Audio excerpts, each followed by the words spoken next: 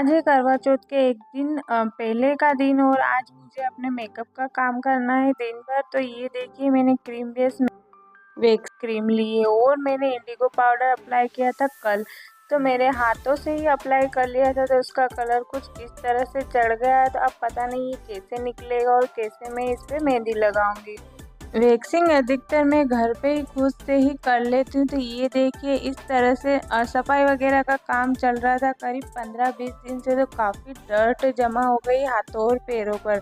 तो वैक्सिंग से सारी निकल भी जाती। तो इस तरह से कुछ स्ट्रिप आती है, आप इनका भी यूज़ कर सकते हैं या फिर आप घर पर ही स्ट्रिप इस तरह से जीन्स के मोटे कपड़े की काट कर रेडी कर सकते हैं।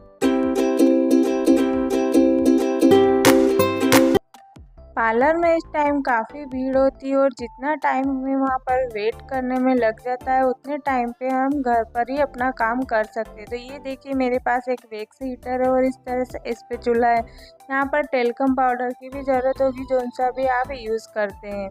तो सबसे पहले हीटर को ऑन करने के बाद इस तरह से आप घुमाकर इसमें से वैक्स की क्रीम निकालिए। ध्यान रखिएगा कि वैक्स की क्रीम इस तरह से साइडों में न गिरे, नहीं तो ये मेल्ट हो जाती, पिघल जाती है, पूरी वैक्स क्रीम खराब हो जाती है। इस बात का ज़रूर ध्यान रखें कि ये साइडों में ना लगे, डब्बा एकदम क्लीन रहना चाहिए।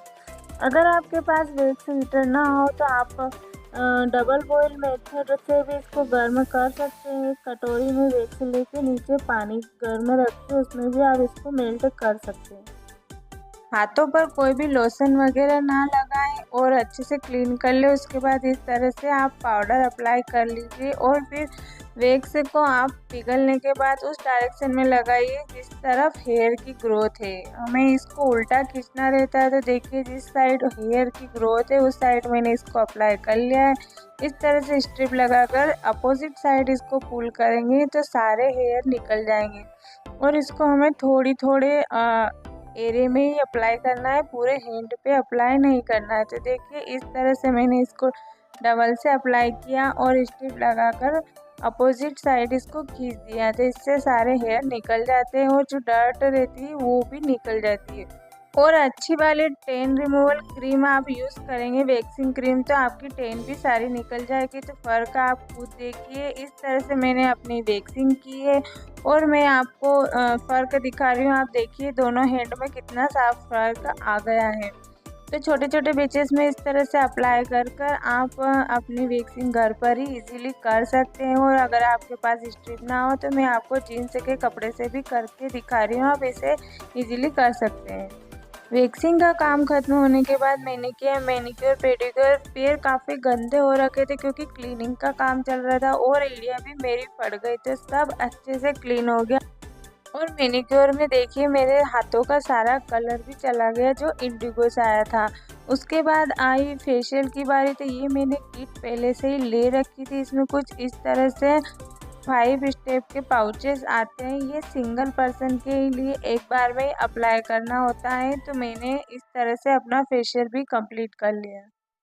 अगर आपके पास किट हो तो आप इजीली घर पर ही फेशियल कर सकते हैं। बस आप थोड़ी सी स्टेप का ध्यान रखिए, नीचे से ऊपर की साइड इसमें मसाज करना होती है। और फिर रात को 11 बजे करीब मैंने लगाई मेहंदी। मेहंदी भी मैं खुद से ही लगाती हूँ, जैसी टेढ़ी मेढ़ी जैसी भी आती मैं लगा लेती हूँ, मेरा काम हो जाता है।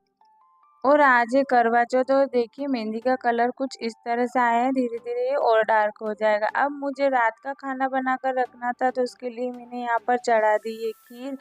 खीर उबलने रख दी है और उसके बाद देखिए पूजा की जो तैयारी है वो भी मैं साथ के साथ ही करती जाऊंगी। सामान एक जगह इकट्ठा करके रख लूँगी तो फिर मुझे सिर्फ रखना होगा। मिठाई, फूल वगैरह, करवे, नारियल जो भी है मैंने एक जगह रख लिए। अब मुझे पूजा के लिए बनाने होते हैं खाजे। उसके लिए मैंने यहाँ पर करीब 1 कप मैदा लिया है और उसमें 2 बड़े चम्मच मैंने यहाँ पर घी डाल दिया है। घी हमें हल्का सा ही डालना है, इसमें ज़्यादा मोयन नहीं डालना, नहीं तो ये टूटेंगे।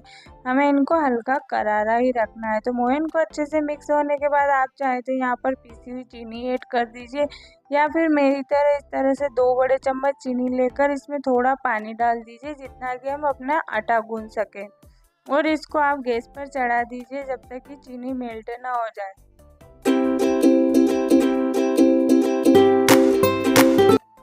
चीनी अच्छे से मेल्ट हो गई है और पानी भी अच्छे से ठंडा हो गया है। हमें यहाँ पर इसका टाइट डो लगाना है ताकि हम जो खाजे बनाए वो अच्छे से बेल सकें।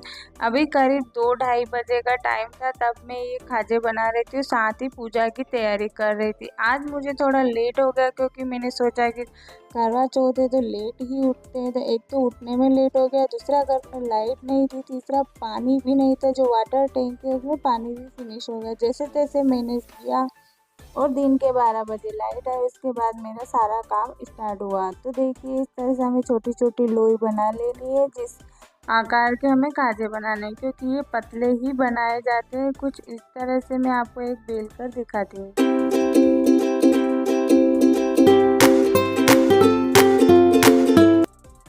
इस तरह से हमें पूरी जैसे पतली रोटी बना लेनी है। ये थोड़ी पूरी से पतली होती है क्योंकि जब हम फ्राई करते हैं तो इसका कलर चेंज नहीं होता, वाइट ही रहता है, तभी ये अच्छे लगते हैं।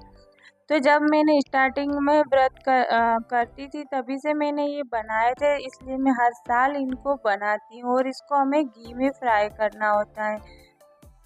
तो इस तरह से मैंने खूब सारे बनाकर रख लिए। एक साइड में बना रही हूँ और एक साइड में इनको फ्राई भी कर रही हूँ, क्योंकि लो फ्लेम पर फ्राई होते हैं, इनका कलर चेंज नहीं होता है, ये वाइट ही रहते हैं। हल्का सा ब्राउन कलर आ जाए तो चलेगा, लेकिन कोशिश कीजिए कि ये वाइट ही रहे। तो इस तरह पैरेलल वर्किंग करते हैं तो जल्दी हमारा काम हो जाता है और हमारा समय भी बच जाता है। करवा चौथ का व्रत एक ऐसा होता है 7-8 घंटे का, जो इजीली निकल जाता है। काम करते हैं तो बिजी रहते हैं, पता ही नहीं चलता है कब टाइम बीत गया।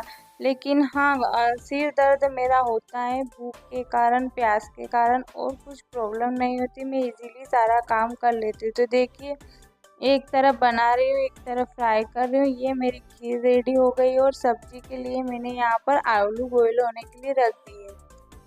आलू की सब्जी और पूरी बनाने के बाद करीब शाम के 4-5 बज गए थे और मैं आ गई हूँ अपने करवा चौथ की पूजन की तैयारी करने के लिए। तो यहाँ पर मैंने एक चौकी लगा दी और उस पर मेरे पास एक वेलवेट का कपड़ा था, वो बिछा दिया और उसके ऊपर आसन लगाकर एक लाल कपड़ा या आपके पास जो भी आसन हो वो बिछा दीजिए। इस तरह से मैं करवा चौथ माता का फोटो रखती हूँ। और ये देखिए, ये बायने का सामान है, मैं डबल लाती हूँ, एक गोरा माता का और एक करवा चौथ का जो हम देते हैं किसी को भी।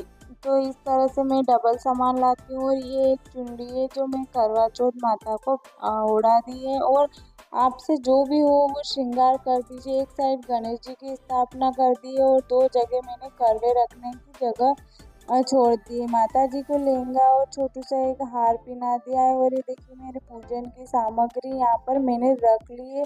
जैसे जैसे मैं ज़रूरत पड़ती जाएगी इसको यूज़ कर लूँगी।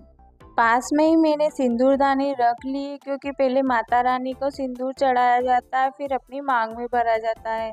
और ये देखिए, मेरे खाजे रेडी। ये बनाई थी मैंने इमली की चटनी और कुछ आलू बॉईल किए थे और कुछ चने, ताकि मैं राज कचौरी बनाऊं। लेकिन टाइम हो गया था तो मैं वो बना नहीं पाई, लेकिन वो मैं अब नेक्स्ट डे बनाऊँ।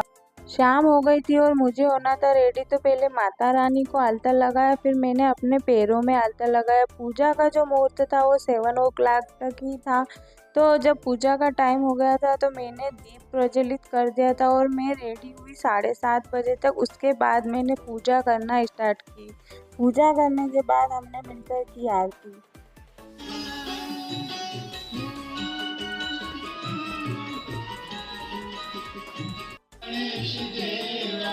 माता जगी पार्वती पिता महादेवा।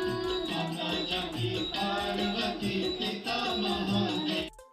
तो इस तरह से मेरी सारी पूजा हो गई है कंप्लीट। अब है इंतज़ार चाँद निकलने का। तो देखिए, जो भी सामान था मैंने उसकी पूजा की, जो भी देने का था फल चढ़ा दिए। और हमारे यहाँ धूप देने का विधान है, गणेश जी को घी और गुड़ से धूप लगाई जाती है। तो पहले उपले को जलाकर मैंने उस पे घी और गुड़ से धूप भी लगाई। और ये देखिए, मेरी छलनी भी रेडी। खराब मौसम के चलते हमारे यहाँ चांद भी काफ़ी लेट 9 बजे के बाद ही दिखा। उसके बाद ही मेरी पूजा कंप्लीट हुई।